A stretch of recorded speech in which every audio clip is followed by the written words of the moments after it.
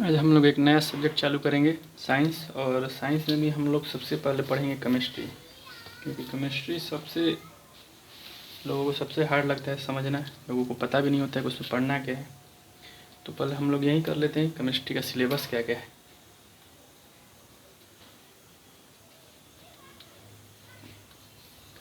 फिर सिलेबस देखने के बाद हम लोग फिर एक एक टॉपिक स्टार्ट करेंगे शुरू से। तो सबसे पहले हम लोग इसमें पढ़ते हैं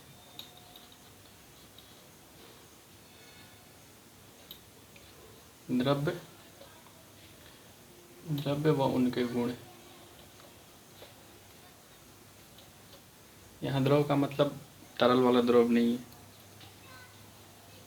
द्रव्य में आता है ठोस, गैस, जो भी पदार्थ है उसको द्रव बोला जाता है। यानी कि चलिए इसको पदार्थ ही लिख देते हैं, सही रहेगा। पदार्थ व उनके गुण। इसमें हम लोग देख लेंगे ठोस के बारे में, ठोस, द्रव, गैस, और 2 अवस्था होता है। एक्चुअली होता है 3 है, लेकिन हम लोग 5 ही पढ़ते थे। आज हम लोग 6 भी देख लेंगे, 6 होते हैं। और यहीं पर हम लोग गैस के नियम भी देख लेंगे, जो भी गैस के नियम है, जब बायोवेल का नियम है, एवोगाड्रो का नियम है, सभी नियम हम लोग यहीं पे देखेंगे। फिर हम लोग दूसरा टॉपिक करेंगे पदार्थों का वर्गीकरण। पदार्थों का जो वर्गीकरण होता है, इसको हम लोग, ये हो गया, ये भी पदार्थों का वर्गीकरण ही है, लेकिन ये है भौतिक आधार पे। और यहाँ पे हम लोग करेंगे रासायनिक आधार पे। रासायनिक आधार पर वर्गीकरण में होता है तत्व, यौगिक और मिश्रण। ये रासायनिक आधार पर वर्गीकरण है, और ये है भौतिक आधार पर वर्गीकरण। भौतिक आधार पर 6 और रासायनिक आधार पर 3 प्रकार होते हैं। फिर जब हम लोग ये देख लेंगे यौगिक, यहीं पे यौगिक और मिश्रण को भी सही से समझ लेंगे। यौगिक किसको कहते हैं, मिश्रण किसको कहते हैं, यौगिक के प्रकार क्या होते हैं, कैसे कैसे यौगिक होते हैं, सब हम यहीं पे समझ आएंगे। फिर जब यौगिक हो जाएगा तो इसके बाद हम लोग अगला टॉपिक लेंगे विलायक। विलायक या विलयन, विलयन कह सकते हैं। विलयन ही होता है, उसके अंदर विलायक होता है, तो ये हो जाएगा विलयन। 3 प्रकार इसका होता है, कोलायड और निलंबन।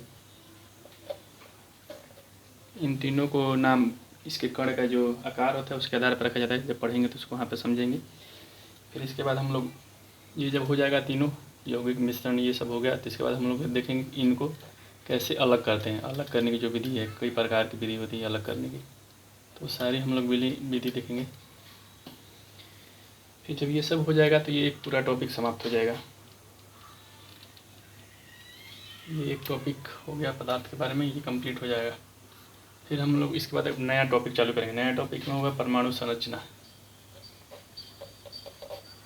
परमाणु संरचना, अब यहाँ पे हम लोग पढ़ेंगे इलेक्ट्रॉन, प्रोटॉन, न्यूट्रॉन के बारे में, कैसे इनको रखा जाता है, कैसे कैसे ये होते हैं। इसके बाद जो सब एटॉमिक पार्टिकल होते हैं वो भी सब देखेंगे। यहीं पे हम लोग परमाणु मॉडल भी जो होते हैं, जो भी परमाणु मॉडल, थॉमसन का मॉडल, थॉमसन रदरफोर्ड मॉडल, ये सब आपने पढ़ा होगा 8th-9th में, उसी को हम लोग डिटेल में पढ़ेंगे अभी। उसके बाद जो भी समस्थानिक है, आइसोटोप, आइसोटोन, ये सब जो होता है वो पढ़ेंगे। और यहीं पर हम लोग साथ में इसका कक्षा पढ़ लेंगे, कक्षा में कैसे भरा जाता है इलेक्ट्रॉन को, कक्षा और कक्षक, यहीं पर के एलिमेंट जो होता है, तो इसको पढ़ेंगे। और जब ये हो जाएगा तो फिर कक्षा जब पढ़ लेंगे तो हम लोग संयोजकता पढ़ लेंगे। संयोजकता मतलब कि जो आखिरी इलेक्ट्रॉन होते हैं, आखिरी कक्षा में 8 इलेक्ट्रॉन होना चाहिए, तो उसमें जो होता है कैसे इसको होता है। जब हम लोग संयोजकता समझ लेंगे तो यहाँ पर हम लोग को समझना आसान हो जाएगा कि बंधन कैसे बनता है। फिर यहीं पर हम लोग पढ़ लेंगे रासायनिक बंधन। जब संयोजकता के बाद हम लोग रासायनिक बंधन पढ़ लेंगे। ये सब केमिस्ट्री के टॉपिक है और इम्पोर्टेंट टॉपिक है, बहुत बार सवाल आते हैं, लोगों को पता भी नहीं होता है कि टॉपिक क्या क्या है। तो इसी में 3 प्रकार के जो होते हैं बंधन, वो भी पढ़ लेंगे। विद्युत संयोजक, सहसंयोजक, उपसहसंयोजक, और एक हाइड्रोजन बॉन्ड होता है, उसको भी देख लेंगे। होता है 3 प्रकार, हाइड्रोजन बॉन्ड अलग है। फिर जब ये बंधन हो जाएगा तो यहीं पे ऑक्सीकरण,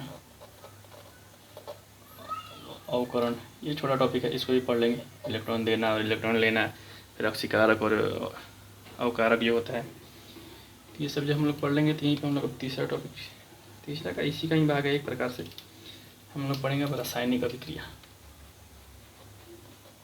रासायनिक अभिक्रिया, रासायनिक अभिक्रिया से भी सवाल आते हैं, इसके बहुत सारे प्रकार होते हैं, सारे प्रकार देख लेंगे। और यहीं पर हम लोग देखेंगे भौतिक और रासायनिक परिवर्तन क्या होता है। जैसे सवाल आते हैं कि मोम का पिघलना क्या है, फिर मोम का जलना क्या है, तो ये वाला भी यहीं पे देख लेंगे।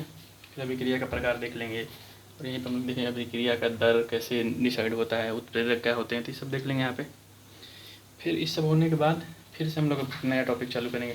तो नया टॉपिक होगा तत्वों का वर्गीकरण करेंगे।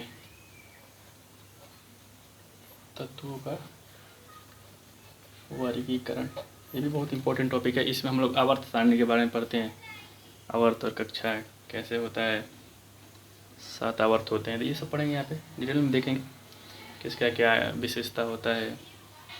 आखिरी कक्षा में ये भी होता है, सब वहाँ हम लोग समझेंगे। इसके बाद एक और छोटा टॉपिक चालू करेंगे, ये भी ज़्यादा बड़ा टॉपिक नहीं है। इसके बाद एक और छोटा टॉपिक है अम्ल भस्म क्षार, ये भी अच्छा टॉपिक है, इसको भी यहीं पे देख लेंगे। और जब ये हो जाएगा तो इससे मिलता जुलता टॉपिक है लवण, अम्ल और क्षार मिल के लवण बनाते हैं, तो इसको भी यहीं पे देखेंगे। लवण के प्रकार क्या होते हैं, कैसे होते हैं, ये देख लेंगे। फिर उसके बाद फिर से नया टॉपिक चालू करेंगे, धातु और धातु का निष्कर्षण कैसे होता है, और उसके बाद इसका मिश्र धातु यहाँ पे हम लोग मिश्र धातु के बस केवल यहाँ पे मिश्रण में वहाँ पे भी देख लेंगे थोड़ा बहुत। मिश्र धातु मतलब होता क्या है, लेकिन यहाँ पे हम लोग समझेंगे मिश्र धातु कैसे बनता है। जैसे कांसा बना है तो तांबा टीन मिल के बना है, स्टेनलेस स्टील कैसे बना है, जो भी कॉपर वगैरह जो भी इससे मिश्र धातु बनता है सब यहीं पे हम लोग देखेंगे। और यहीं पर अयस्क भी देख लेंगे, अयस्क से सवाल आता है कि बॉक्साइट किसका अयस्क है या लोहा का कौन कौन सा अयस्क है, तो ऐसे जो सवाल आते हैं वो यहीं पर हम लोग देख लेंगे। और इसके बाद हम लोग ये जब हो जाएगा तो इसके बाद हम लोग एक और टॉपिक चालू कर देंगे। और ये भी टॉपिक भी बहुत ज़्यादा ज़रूरी है। यहाँ पर तत्व व यौगिक जो भी महत्वपूर्ण है, जैसे तत्व में हम लोग यहाँ पे धातु में देख लेंगे आयरन का, सोना चांदी, उसकी क्या क्या विशेषताएँ, इनकी हम तत्व यौगिक की विशेषता देखेंगे।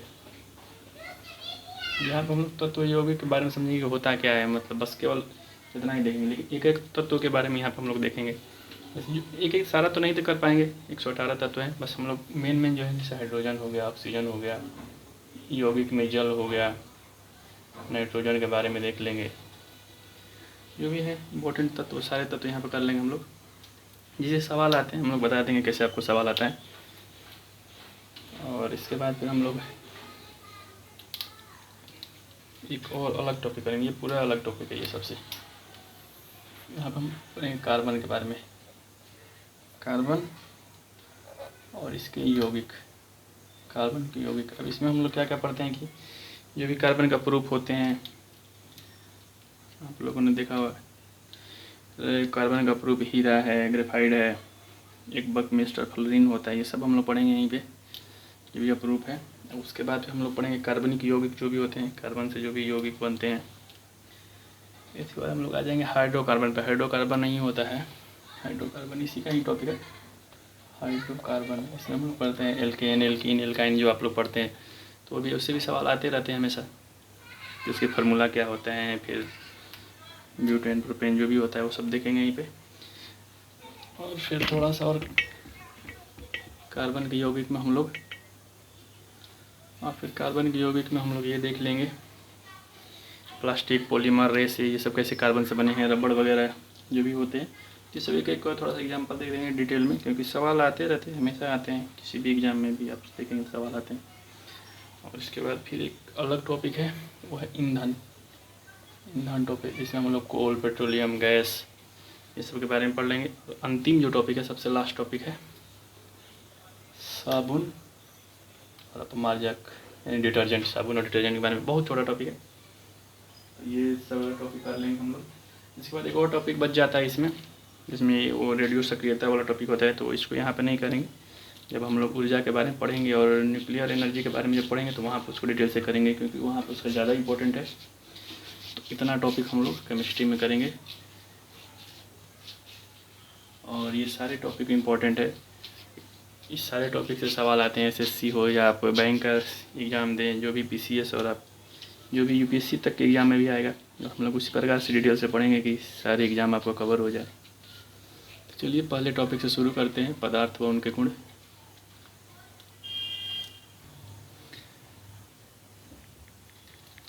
पहला टॉपिक चालू करते हैं। पदार्थ और जो भी इसके गुण हैं, क्या क्या है, इसमें क्या क्या पढ़ना है, हम लोग सब देख लेंगे डिटेल में। तो सबसे पहले थोड़ा बहुत चालू करते हैं द्रव्य एवं उसके गुण। तो सबसे पहले हम लोग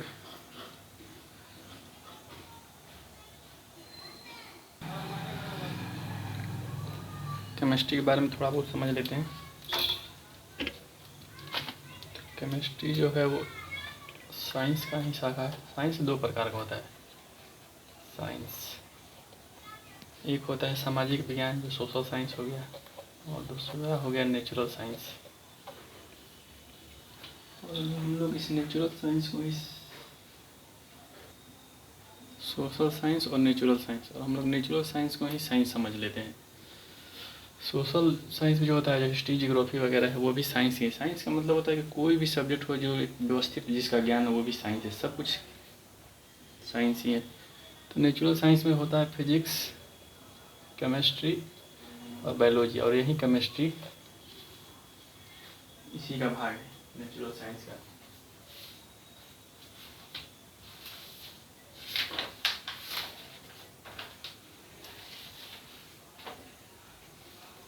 और एक और होता है इसका भाग, जो कि औपचारिक साइंस कहते हैं।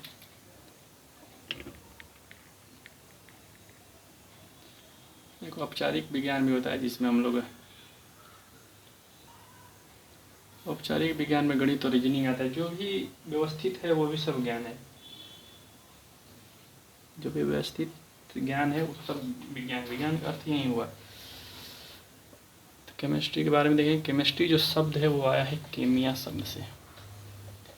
केमिया एक मिस्र का शब्द है, मिस्र भाषा का शब्द है, जिसका अर्थ होता है काला रंग।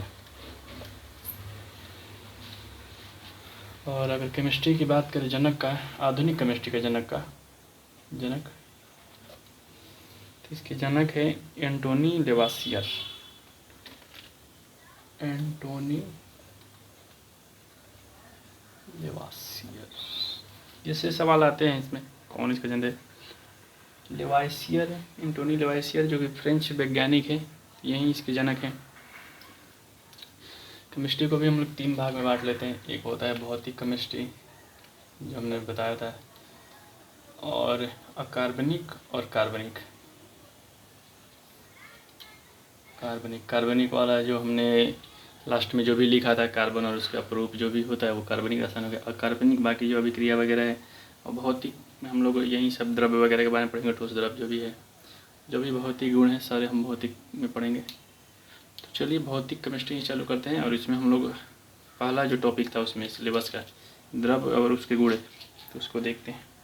उससे पहले कुछ शब्द को हम लोग समझ लेते हैं। जैसे एक होता है द्रव्य और एक होता है द्रव। दोनों में अंतर है। द्रव्य का अर्थ है, द्रव्य यानी कि मैटर यानी कि पदार्थ और द्रव्य दोनों एक ही हैं। पदार्थ मतलब जो भी चीज़ें, जो भी कण है, सब पदार्थ हैं। जो गैस हो या लिक्विड हो या फिर ठोस हो, यौगिक हो, सभी द्रव्य में आ जाएंगे। और द्रव होता है लिक्विड। जो भी पानी वगैरह जो भी होता है वो द्रव होता है। तो इसको लिखने का एक अलग तरीका है। और एक और होता है जिसमें होता है तरल। तो द्रव और तरल दोनों में, इसमें भी अंतर होता है। हम लोग इसको भी लोग एक ही समझ लेते हैं। तो तरल का जो अर्थ होता है कि जो भी, जिसका भी बहाव हो, जैसे कोई भी डब्बा में डालने पर जिसका बहाव होता है तो वो तरल होता है। तरल में आ जाएगा, द्रव हो जाएगा तरल में, और गैस दोनों। तो अगर कहीं तरल लिखा रहे तो उसका अर्थ समझिएगा द्रव और गैस दोनों है। और द्रव का मतलब लिक्विड, और द्रव्य हो तो मैटर। तो ये तीनों शब्द हैं। इसके बाद चलिए आगे बढ़ते हैं और इसको थोड़ा और डिटेल में समझते हैं कि द्रव किसे कहते हैं। द्रव्य का मतलब है कि जो भी वस्तु, किसी वस्तु का द्रव्यमान हो, कुछ भी द्रव्यमान हो तथा वो स्थान घेरे, वो द्रव्य हो गया। कुछ भी चीज़ जो इसका भी थोड़ा बहुत द्रव्यमान होना चाहिए। द्रव्यमान का अर्थ है कि जिस चीज़ से वो बना हुआ है तो उसको द्रव्यमान कहते हैं। ऐसे भी सवाल है द्रव्यमान और भार में क्या अंतर है। ये सब बेसिक शब्द है, इसको हम लोग करते चलेंगे, आगे आसान रहेगा। द्रव्यमान वर्सेस भार। द्रव्यमान का मतलब है कि जिस चीज़ से वो वस्तु बना हुआ है ये हमेशा हर जगह समान रहेगा। आप कहीं भी जाइएगा द्रव्यमान समान रहेगा। लेकिन जो भार होता है इसमें द्रव्यमान और प्लस गुरुत्वाकर्षण दोनों मिला के भार होता है। भार बदलते रहता है। ऐसे सवाल आते हैं कि अगर आप चंद्रमा पर जाएंगे तो आपका द्रव्यमान बदलेगा या भार बदलेगा, तो भार बदलेगा, द्रव्यमान आपको वहीं समान रहेगा, क्योंकि आपका जो शरीर बना हुआ है वो तो हमेशा समान रहेगा, लेकिन आपका भार बदल जाएगा, क्योंकि वहाँ पर गुरुत्वाकर्षण है जो पृथ्वी से 6 गुना कम है। तो वहाँ पे आपका भार 6 गुना कम हो जाएगा। अगर आप 60 किलो के हैं तो वहाँ जाएंगे तो आप 10 किलो के हो जाएंगे। तो ये हो गया द्रव्यमान और भार।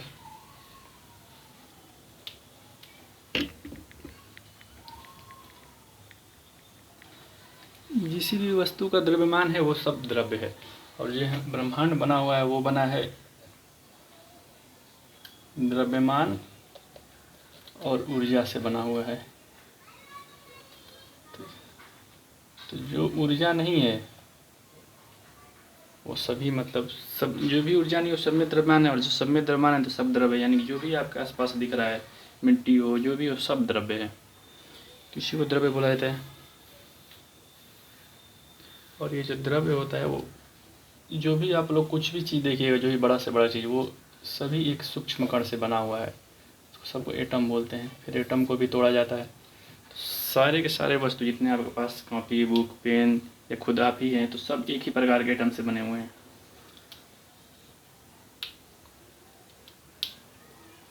और ये एटम जो होते हैं वो हमेशा, आगे देखेंगे, एटम जो गतिशील रहते हैं, एक दूसरे को खींचते रहते हैं।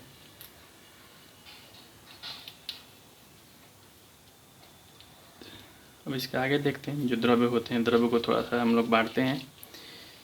द्रव्य के प्रकार क्या क्या होते हैं इसको मिटा देते हैं, फिर आगे द्रव्य के प्रकार देखेंगे।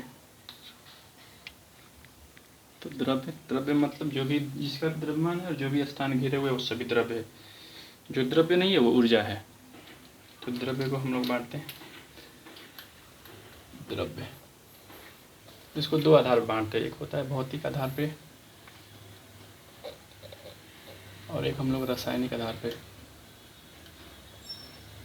भौतिक आधार पे बांटने का अर्थ होता है कि जो भी पदार्थ है या द्रव्य है, अब लिख देते हैं मैटर, यानी कि पदार्थ, जो भी पदार्थ है द्रव्य है। तो भौतिक आधार का मतलब है कि जिसका रंग, गंध, स्वाद, ये सब आधार पर हम लोग बांटते हैं इसको। इसको बोलते हैं भौतिक आधार। और रासायनिक आधार का होता है क्रियाशीलता। उसकी क्रियाशीलता कितनी है।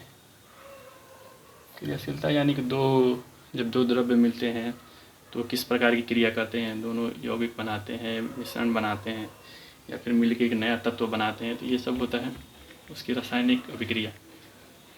तो भौतिक आधार पर द्रव्य को 3 ही भाग में बांटा जाता है: ठोस, द्रव है, ये द्रव्य नहीं है, और ये गैस। ये 3 आधार पर हम लोग भौतिक आधार पर बांटते हैं।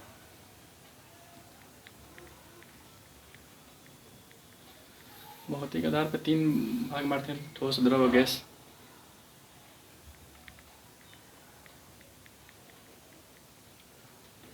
इसी के बारे में हम लोग पढ़ना है, लेकिन 3 हम लोग और पढ़ेंगे इसके बाद भी। 2 ही होता है, लेकिन तीसरा भी हम लोग देखेंगे। अभी उसको पूरी तरह से सिद्ध नहीं किया गया है, लेकिन फिर भी उसको हम लोग पढ़ेंगे। एक होता है प्लाज्मा और फिर एक होता है बोस-आइंस्टीन कंडेंसेट। तो ये दोनों भी हम लोग पढ़ेंगे, इसी को ही हम लोग पढ़ना है। प्लाज्मा का अर्थ है, चलिए आगे देखते हैं तो फिर हम इसको बताते हैं। प्लाज्मा थोड़ा सा डिटेल में ही देखेंगे, इसको भी पढ़ेंगे। ये गर्म करने पर होता है, ठंडा करने पर होता है, -273 डिग्री सेल्सियस। आगे देखते हैं। और रासायनिक आधार पर हम इसको 3 भागों में इसको भी बांटते हैं: तत्व, यौगिक और मिश्रण। तत्व यानी कि वही जो भी तत्व से ही मिलके बनता है द्रव्य। और यौगिक तत्व और तत्व मिल के बनाते हैं नया यौगिक, नए प्रकार का कुछ बन जाता है। जैसे हाइड्रोजन और ऑक्सीजन मिलकर जल बना देते हैं, और जो जल है उसका गुण बिल्कुल अलग होता है, वो हाइड्रोजन ऑक्सीजन जैसा नहीं कार्य करता है। जैसे आप देखेंगे सोडियम और क्लोरीन मिल के नमक बनाते हैं। सोडियम भी विस्फोटक पदार्थ होता है और क्लोरीन भी, लेकिन अगर दोनों को हम लोग मिला दें, लेकिन जब दोनों को मिलाते हैं तो नमक बन जाता है NaCl। तो ऐसे ही, और मिश्रण का अर्थ होता है कि तत्व या यौगिक या तत्व मिलकर नया बनाते हैं, पर उसके गुण जरूर थोड़े बहुत रह जाते हैं, गुण पूरी तरह से विलुप्त नहीं होता है, तो इसी को हम लोग मिश्रण कहते हैं। पूरी तरह से दोनों मिक्स नहीं होता है, तो यही मिश्रण है। तो सबसे पहले हम लोग इसको देखते हैं, भौतिक आधार पर पहले बांटते हैं, फिर हम लोग चलेंगे तो रासायनिक आधार पर बांटेंगे। तो भौतिक आधार में सबसे पहला है ठोस। ठोस किसे कहते हैं? तो ठोस का एक आसान सा एग्जाम्पल है जिसका आकार और आयतन काफ़ी मतलब जो कि निश्चित हो। ठोस आकार और आयतन, आप इसको कहीं भी रखिएगा तो इसका आकार और आयतन दोनों निश्चित रहेगा, ये बदलने वाला नहीं है। तो इसको हम लोग बोल दिए ठोस। तो इसका आकार और आयतन निश्चित रहता है, और ये इसका जो कण हो, इसका आकार आयतन इसलिए निश्चित है क्योंकि इसके कण जो होते हैं सभी द्रव एटम से बने हुए हैं। बताया जो भी द्रव है सभी एटम से ही बने होते हैं। तो जिसका इसके जो कण है, एटम को ही कण बोलते हैं, तो जो भी कण है वो एकदम पास पास रहते हैं, एकदम एक में मिले हुए होते हैं। तो इसी के चलते जब पास पास रहते हैं घनत्व तो ज़्यादा होता है, घनत्व तो ज़्यादा होता है तो इनमें इनका फैलाव कम होता है, तो इसीलिए इनका आकार आयतन निश्चित रहता है। बात करें द्रव्य का, द्रव यानी कि लिक्विड। अगर द्रव का होगा तो द्रव का आयतन तो निश्चित है, लेकिन आकार निश्चित नहीं है। आकार इसलिए निश्चित नहीं है क्योंकि आप इसको जहाँ भी रखिएगा, अगर आप ग्लास में डालिएगा तो ग्लास के डिज़ाइन का हो जाएगा, बोतल में डालिएगा तो बोतल के डिज़ाइन का हो जाएगा, लेकिन अगर आप ठोस को डालिएगा तो ग्लास का डिज़ाइन का नहीं होगा, उसको आपको तोड़ना ही पड़ेगा, जैसा होगा वैसा ही फंसेगा वो। तो इसीलिए इसका आकार निश्चित नहीं होता है, लेकिन आयतन इसका निश्चित होता है, और इसका घनत्व भी थोड़ा सा उससे कम होता है। ठोस से कम घनत्व होगा, इसका कण भी थोड़े थोड़े दूर होते हैं, इसीलिए इसका आकार निश्चित नहीं है। और इसमें जल होता है, तो जल के बारे में हम लोग आगे देखेंगे, डिटेल में देखेंगे कि जल का जो घनत्व होता है 4 डिग्री सेल्सियस पे काफ़ी होता है, फिर 0 डिग्री सेल्सियस का जो घनत्व होता है, जो बर्फ़ होता है उसका जल से घनत्व कम होता है। तो यहाँ पे उल्टा हो जाता है, जैसे यहाँ पे देखिए क्या होगा, ठोस का घनत्व ज़्यादा है और यहाँ पे द्रव का घनत्व कम है, लेकिन जल के केस में यहाँ पे उल्टा हो जाता है, क्योंकि अगर जल जब बर्फ़ बनता है तो जल बर्फ़ बनकर ठोस बन जाता है, लेकिन ठोस का घनत्व कम होता है द्रव से। तो ऐसे भी सवाल आते हैं थोड़ा सा फंसाने के लिए। तो ऐसा हमेशा नहीं होगा कि ठोस का घनत्व हमेशा ज़्यादा ही होगा। तो ये हो गया, और तीसरा हो गया गैस। गैस का ये है कि इसका ना आयतन निश्चित होता है और ना ही आकार निश्चित होता है, इसका दोनों ही अनिश्चित होता है। तो यही तीनों में सबसे मेन अंतर यही है। क्वेश्चन ऐसे ही आएंगे, तीनों में अंतर क्या है। तो ठोस का आकार आयतन दोनों निश्चित, इसका केवल आयतन यहाँ पर लिखते हैं, आयतन निश्चित है और आकार निश्चित नहीं है। इसका ना आयतन निश्चित है ना आकार निश्चित है, इसका दोनों निश्चित है। तो यही इनका अंतर हो गया है। अब इसका आयतन आकार निश्चित नहीं है, तो इसका देखिए, अगर आप बोतल में डालिएगा अगर गैस तो वो पूरा भर जाएगा, थोड़ा भी होगा अगर गैस तो वो पूरा भर जाएगा, लेकिन अगर पानी थोड़ा होगा तो नीचे ही बैठेगा। तो यही इसका अंतर है आयतन, इसीलिए आयतन का यही अंतर हो जाता है। उसका आयतन निश्चित है तो वो अपनी जगह पे जाकर बैठ जाता है। और थोड़ा बहुत तीनों में अंतर देख लेते हैं, ठोस, गैस और द्रव्य। तो ऐसा हम सही बात है कि ठोस में कौन सा ज़्यादा होगा। देखिए सबसे ज़्यादा घनत्व ठोस का होगा, ठीक। दूसरा इसका होगा आणविक आकर्षण बल, यानी कि इसका मतलब है कि जिसके जो एटम होते हैं वो पास पास होते हैं, तो यही हो गया। तो ये ठोस का ज़्यादा होगा, फिर द्रव गैस का ज़्यादा होगा और द्रव का उससे कम। नहीं सर, ठोस, द्रव और गैस। और अगर इसका उल्टा का बात करें तो प्रसार विसरण, ज़्यादा प्रसार और ज़्यादा विसरण होगा तो गतिज ऊर्जा भी ज़्यादा होगी,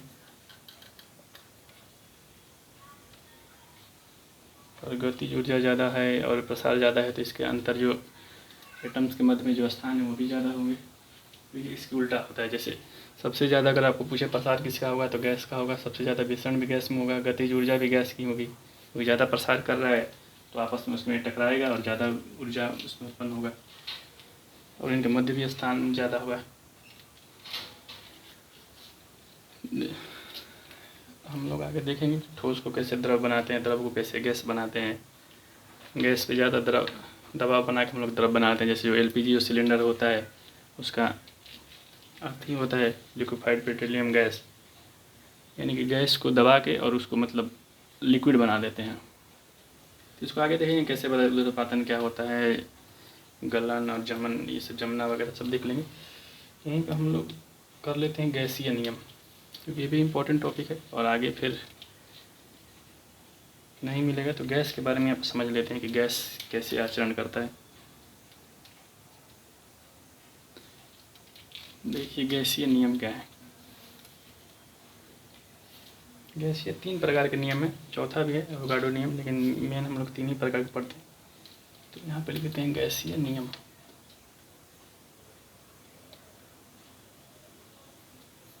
गैस जो होता है वो 3 चीज़ों पर कार्य करता है, दाब, आयतन और तापमान। दाब, आयतन और तापमान। जब आप गैस पे दाब बढ़ाइएगा तो उसका आयतन घट जाएगा, और जब गैस का तापमान दीजिएगा तो उसका आयतन बढ़ जाएगा। तो ये दाब मतलब कि किसी अगर हम बॉक्स में रख दिए, मान लीजिए बॉक्स हो गया,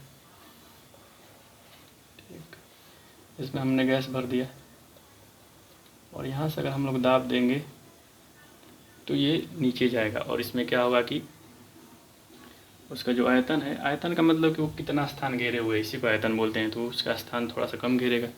अगर हम लोग तापमान में यहाँ पर गर्म करते हैं तो गैस और विसरण करके ऊपर तक आ जाएगा, तो इसका आयतन बढ़ेगा। तो इसी के आधार पे, इसी तीनों के आधार पे इसको 3 नियम दिए गए हैं। तो जिसमें सबसे पहला नियम है बॉयल का नियम।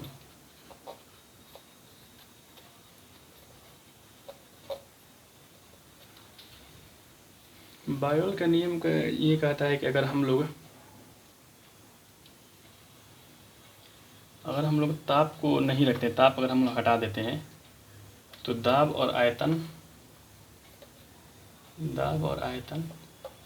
का जो संबंध होता है वो व्युत्क्रमणानुपाती होता है। इसका अर्थ ये होता है कि उल्टा होता है, यानी उल्टा का क्या मतलब है, दाब का जो संबंध होगा उसका उल्टा होगा आयतन के, 1/आयतन। इसका सिंपल से ही मतलब जो हमने यहाँ पे बताया कि अगर हम लोग दाब बढ़ाते हैं तो आयतन घट जाएगा। तो यही है बॉयल का नियम, बस सिंपल सा नियम है। इसको उन्होंने इस प्रकार से किया, दाब यानी कि प्रेशर, आयतन को बोलते हैं वॉल्यूम, दाब को प्रेशर, और इसको टेम्परेचर। तो इन्होंने कहा ये दाब हो गया P और 1/V, और फिर इन्होंने इसको कांस्टेंट ले लिया है तो P बराबर K/V। तो यही इनका नियम था, यहाँ पे हो गया P भी बराबर K, और अगर 2 है तो K तो ये हो गया नियतांक होगा, तो इसको ले लिए P1 V1 P2 V2। तो यही इनका नियम है। एक्चुअली बस यही याद करना है कि दाब और आयतन का उल्टा संबंध होता है दोनों में। ये है बॉयल का नियम। दूसरा नियम है चार्ल्स का नियम। सिंपल नियम है, जल्दी देख लेते हैं। चार्ल्स का नियम, इनका ये कहना था कि अगर हम लोग दाब अगर नियत रख देंगे, अगर हम लोग दाब को हटा देंगे, अगर हम लोग ये दाब हटा दिए, ठीक, तो यहाँ पर जो हम लोग टेम्परेचर रखे हैं, तो जो टेम्परेचर होगा और जो इसका आयतन होगा, दोनों जो होगा वो समानुपाती होगा, यानी कि समान रूप से काम करेगा। तो इसका ये अर्थ होगा अगर हम लोग टेम्परेचर बढ़ाएंगे तो आयतन बढ़ेगा, टेम्परेचर घटाएंगे तो आयतन घटेगा। तो सिंपल सा नियम है। तो ये है चार्ल्स का नियम। इनका भी यही वाला फार्मूला हो गया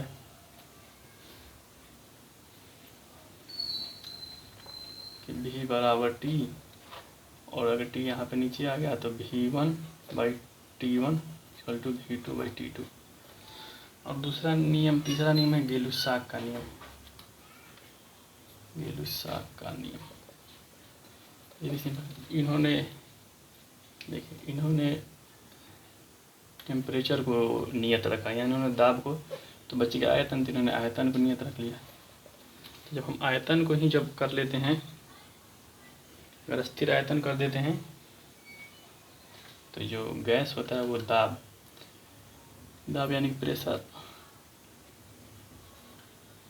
और जो तापमान होते हैं वो समान होते हैं। जैसे देखिए कैसे होता है, अगर कोई बॉक्स है और उसमें अगर गैस है, तो जैसे कुकर जिस प्रकार जैसे काम करता है, कुकर में अगर हम लोग नीचे गैस देते हैं, जितना गर्म होगा उस प्रेशर ज़्यादा होगा, तो यही होता है, जितना उसको गर्म करेंगे और उसके चारों तरफ प्रेशर ज़्यादा लगाएगा। तो ये वाला नियम है, तीनों बस इसी नियम पे है, आपको कुछ समझ आना है।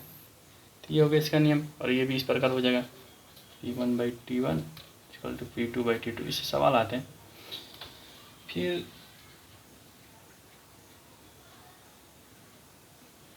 एवोगाड्रो का नियम है। ये तीनों नियम अलग है, एवोगाड्रो ने अलग नियम दिया था। एवोगाड्रो का नियम, इन्होंने कहा कि आयतन और मात्रा जो होते हैं वो दोनों समान होते हैं। जैसे उन्होंने कहा कि अगर हम लोग दाब, आयतन और तापमान को समान कर देंगे तो अणुओं की जो मात्रा है वो समान हो जाएगी। अणुओं की मात्रा को हम लोग मोल में मतलब निकालते हैं, तो जितने अणु होंगे वो सब समान होगा। अगर हम लोग गैस लेते हैं, 2 बॉक्स लेते हैं, दोनों में अगर अलग अलग हम लोग गैस भरते हैं, और इनका जो है कि दाब समान है, आयतन समान है, तापमान समान है दोनों का, तो दोनों का जो मात्रा हुआ, जो इसमें एटम जो है वो भी समान होंगे। तो ये है एवोगाड्रो का नियम।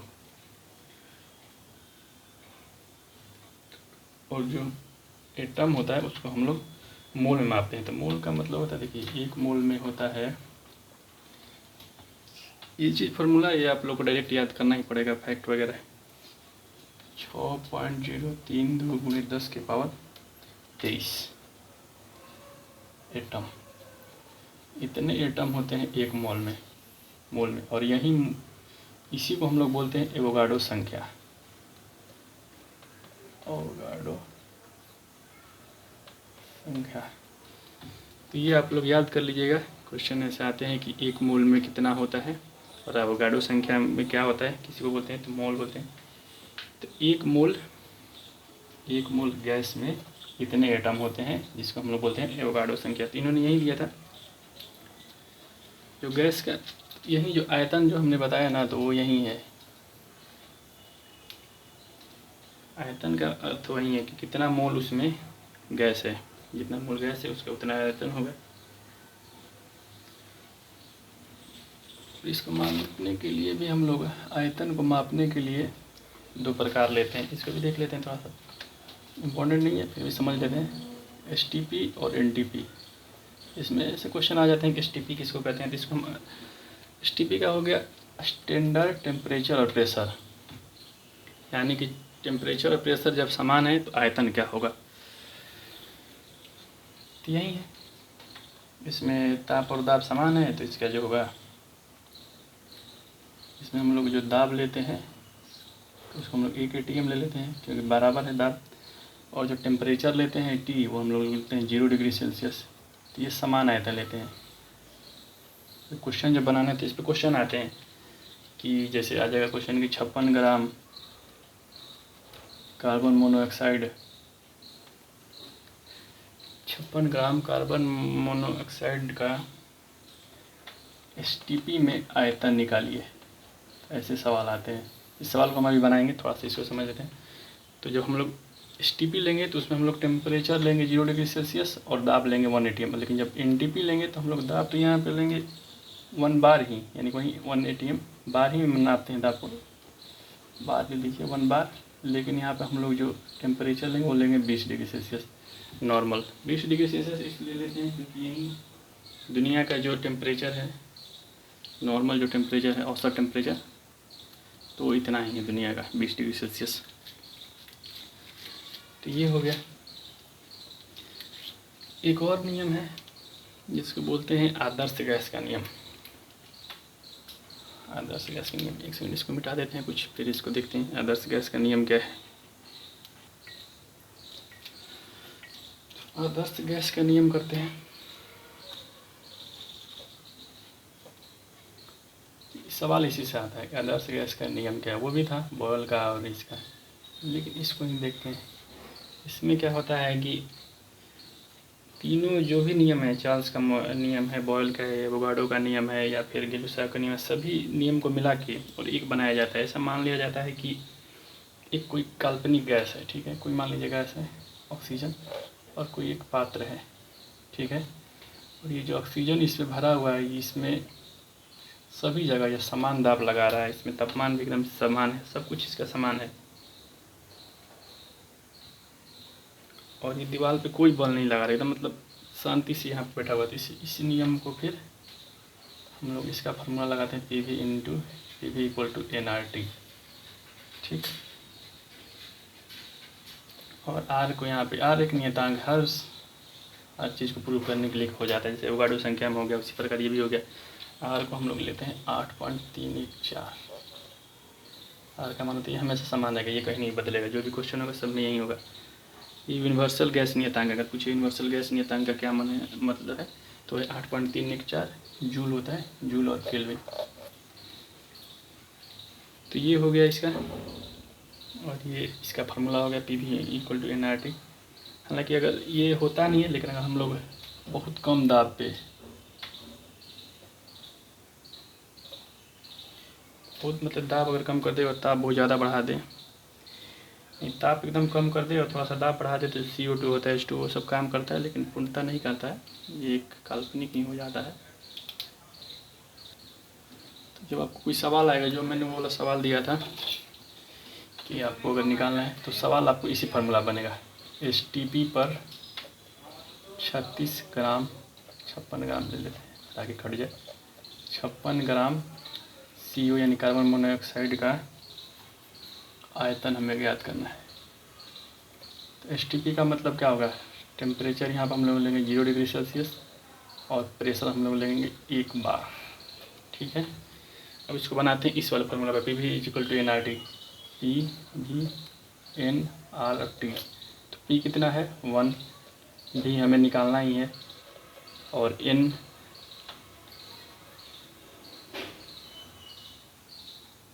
और R और T। N जो है वो है मोलों की संख्या। तो देखिए कैसे इसको हम निकालते हैं, मोल कैसे हम लोग निकालते हैं, N इक्वल टू है मोल की संख्या, तो मोल हम निकालते हैं भार बटा में अणु भार।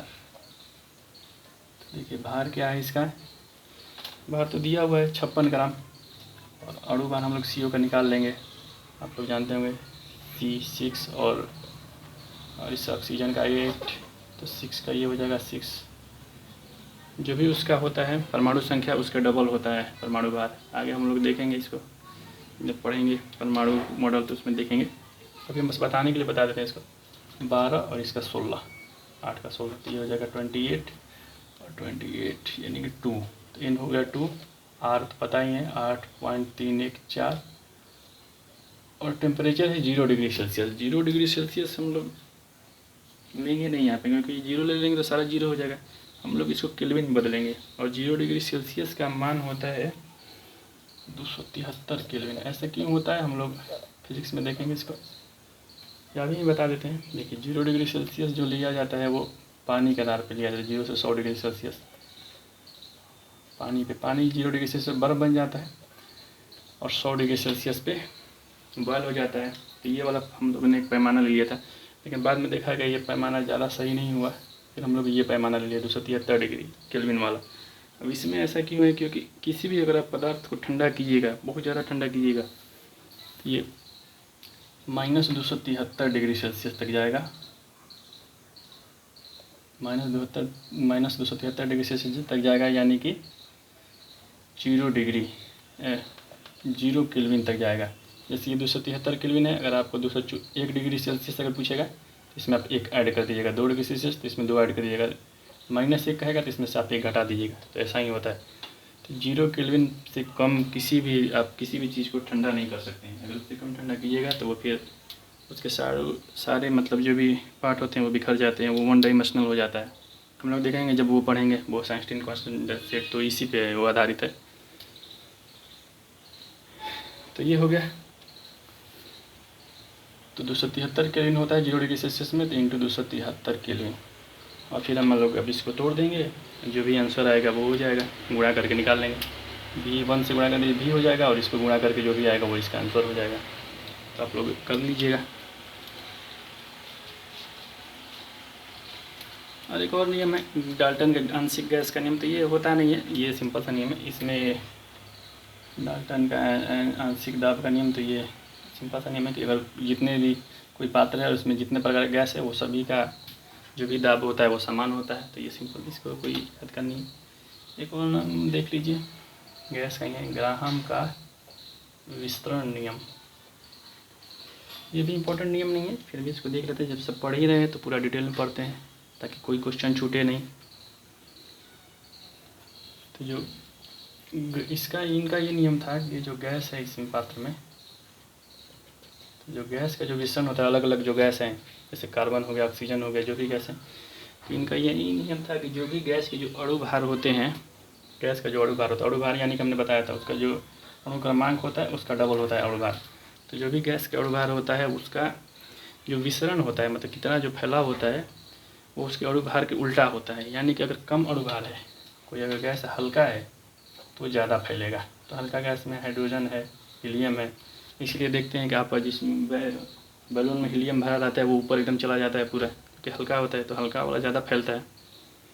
हाइड्रोजन गैस आपको ज़मीन पर नहीं मिलेगा क्योंकि वो फैल के ऊपर चला जाता है, हीलियम भी नहीं मिलता है, तो इसी कारण तो यही इनका था। और विसरण मतलब कि गैस का गुरुत्वाकर्षण के नियम के विरुद्ध उल्टा उड़ना। गुरुत्वाकर्षण तो गैस को नीचे खींच रहा है, लेकिन जो हल्का गैस होता है वो गुरुत्वाकर्षण को पार करके बाहर निकल जाते हैं, तो यही है। और विसरण के चलते हम लोग को जो सुगंध और दुर्गंध होता है, यानी फैलाव वगैरह यही हो गया। तो यही हो गया विसरण का नियम, विसरण ही हो गया। तो ये हो गया द्रव के गैस के सारे नियम हम लोग देख लिए। और जो द्रव के बाकी तीनों अवस्था है उसको देख के फिर ये वाला वीडियो ख़त्म करते हैं। जो बाकी अन्य अवस्था है उसको भी देख लेते हैं। गैस के नियम हमें बस इतना ही पढ़ना था, ये इंपॉर्टेंट नियम थे सारे, इससे बाहर कोई क्वेश्चन नहीं आएगा। तो द्रव का हम लोगों ने 3 अवस्था तो देख लिया था। 3 अवस्था कौन कौन से है? ठोस, द्रव और गैस, ठीक। और हमने बताया था कि और 3 अवस्था होता है, तो वो 3 अवस्था को देख लेते हैं। इसमें सबसे पहला अवस्था है प्लाज्मा। प्लाज्मा अवस्था, प्लाज्मा अवस्था में क्या होता है कि जो कण होते हैं वो आयनित रूप में होते हैं। अब आयनित रूप क्या होता है हम लोग इसको और आगे भी देखेंगे, लेकिन अभी थोड़ा बहुत बता देते हैं। जैसे देखिए, चलिए हम लोग इसको आगे ही बढ़ेंगे, जब संयोजकता पढ़ेंगे तो देखेंगे। जो भी कण, जैसे सोडियम है, तो सोडियम आपने शायद पढ़ा हुआ कभी, जो होते हैं वो सोडियम में होते 11 अणु। छोड़िए इसको बाद में देखते हैं, उसी समय सही में समझ में आएगा जब हम लोग परमाणु संरचना समझेंगे। तो इसको बस इतना याद करिए कि जो गैस होते हैं वो आयनित अवस्था में होते हैं, क्योंकि कण में जो होते हैं वो काफ़ी ऊर्जा होती है। जो भी इसके बाहरी जो इलेक्ट्रॉन होते हैं, जैसे कोई भी एटम है तो इसमें ये हो गया, बीच में इसका नाभिक और चारों तरफ इलेक्ट्रॉन होता है, कक्षा होता है सब में, के एलिमेंट कक्षा होता है। और बाहरी कक्षा का जो इलेक्ट्रॉन होता है वो इसका इलेक्ट्रॉन मतलब हट जाता है और वो आयनित रूप में आ जाता है। जब आयनित रूप में आता है तो वहीं कहीं देखे होगा आपने, कहा Na+, Mg2+, तो यही सब होता है आयनित। इसको भी और डिटेल में समझिए, उस समय आपको अच्छे से समझ में आएगा कि आयन क्या होते हैं, ये क्यों होता है, प्लस क्यों लिखा जाता है, माइनस क्यों लिखा जाता है, बाहरी कक्षा का इलेक्ट्रॉन क्या है, उसमें वहाँ पे देखेंगे। तो बस इसको ये देख लीजिएगा, इनका ऊर्जा बहुत ज़्यादा होता है। ऐसा इसलिए होता है क्योंकि बहुत ज़्यादा अगर ताप दे दीजिएगा तो वो जो भी बाहरी इलेक्ट्रॉन है तो वो मुक्त हो जाते हैं, वो हट जाते हैं इलेक्ट्रॉन वहाँ से, तो इसीलिए वो आयनित हो जाते हैं। तो जो और जब ये आयनित हो जाएंगे तो जो भी आवेश आएगा तो उसके प्रति ये लोग चालक हो जाते हैं। तो यही कारण, और इसमें ज़्यादा ऊर्जा भी होता है, इसी कारण जो भी सूर्य है, तारा है, उसमें जो भी पाए जाते हैं पदार्थ वो सब आयनित रूप में ही होते हैं, इसीलिए सूर्य में इतना ज़्यादा ऊर्जा होता है। और ज़्यादा गर्मी होता है इसीलिए वो भी हो जाते हैं। जो भी आप लोग ये देखिएगा ट्यूबलाइट जो भी जलता है, ट्यूबलाइट के बारे में हम लोग देखेंगे कैसे वो लाइट करता है। उसमें भी जो भी ऊर्जा आता है तो वो भी इसी कारण ही आता है। उसमें पारा भरा रहता है, पारा का वाष्प भरा रहता है और वो वाष्प से फिर आयन निकलते हैं और फिर वो चमकते हैं, तो उसको उसमें देखेंगे। और ये हो गया प्लाज्मा अवस्था, यानी कि जो ये एटम है वो आयनित रूप में अलग अलग हैं और आयनित हैं। ये ठोस हो गया, इसमें तो एटम मिले हुए हैं द्रव्य और गैस में, लेकिन यहाँ पे एटम ही अलग हो गए हैं। एटम मतलब मिल के कुछ पदार्थ नहीं बना रहे, वो सब अलग अलग हैं, आयनित रूप में है। और तीसरा इसमें जो ये पहला हो गया, इसका जो दूसरा है ये है बोस आइंस्टीन कंडेंसेट, इसको बोलते हैं BEC। बोस आइंस्टीन का मतलब ये देखिए, ये है चंद्रशेखर बोस भारत के, और ये आइंस्टीन तो आप लोग जानते ही होंगे। इसमें यह आता है कि जो बहुत कम घनत्व वाली गैस है, जिनका घनत्व कम है, मतलब हल्की गैस, उनको अगर हम लोग बहुत कम ताप पे कर दें, अगर -230 जो मैंने बताया था -273 डिग्री सेल्सियस, यहाँ से कम हम लोग किसी को नहीं कर सकते हैं। जब हम अगर इस पर करते हैं तो हम लोग को ये वाला अवस्था मिल जाता है, तनु गैस की अवस्था मिल जाता है। तो यही होता है बोस आइंस्टीन कंडेंसेट। अगर पूछे तो एकदम निम्न ताप पे जो भी होता है गैस का करने पे ये अवस्था मिलती है। चंद्रशेखर बोस के बारे में देख लीजिए, इनका नाम था चंद्रशेखर बोस। इन्हीं ने ही मतलब ये वाला गणना किया था, फिर आइंस्टीन ने इस पदार्थ को खोजा था। इस प्लाज्मा पदार्थ तो खोजा गया था, जब सूर्य के बारे में पता चलेगा तो लोगों को प्लाज्मा के बारे में पता चलेगा।